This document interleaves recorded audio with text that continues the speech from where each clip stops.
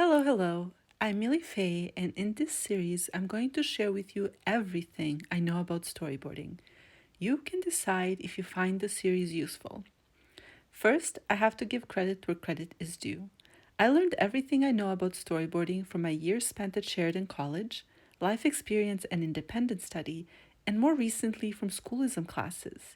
I took both Kris Pearn's, who incidentally was my character designer teacher during my first year at Sheridan, and Alessandra Sorrentino's class on storyboarding for animation. I'm also following Aaron Sowd's storyboarding for live action webinars. Waiting on my shelf is Framed Ink by Marcos Mateu-Mestre, Volume 1 and 2. My point is that even though I can storyboard, I will forever continue to like learning about storyboarding and story art. If you're looking for great storyboarding classes, I highly recommend any of the ones listed before. This series will not be a masterclass in storyboarding. Instead, I'm going to create a storyboard from conception to finished presentation and share with you my thought process. When possible, I will also include words of wisdom and resources I found from other artists. Personally, I learn best by seeing and applying what I have learned to my own work. So, feel free to choose an existing story of your own and apply the concepts I'm sharing to your own work as you build your portfolio.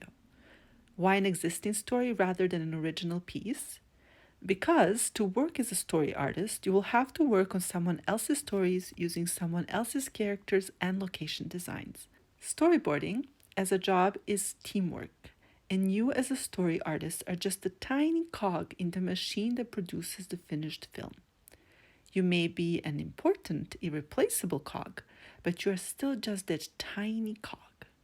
Leave the unhealthy egos outside the door and tell yourself that as part of a team, you must play well with others. Your mission, if you choose to accept it following this video, is to 1. Write down your strengths and weaknesses as a storyboard artist, and 2. Think about how you can promote your strengths and consider how you can conquer your weaknesses. For example, one of my greatest strengths as a story artist that I've been taking for granted is my ability to tell stories. I am an author. I can resolve story conflicts and issues, and I can write down dialogue for different characters. A weakness is that I have not yet learned how to use 3D tools to speed up production.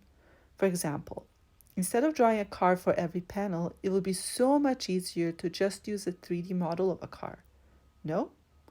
Please take your time and write down as many strengths and weaknesses as you can. The final list will help you to clarify your study goals that will lead you to become an even greater storyboard artist than you already are. Veni, vidi, vici. See you next time.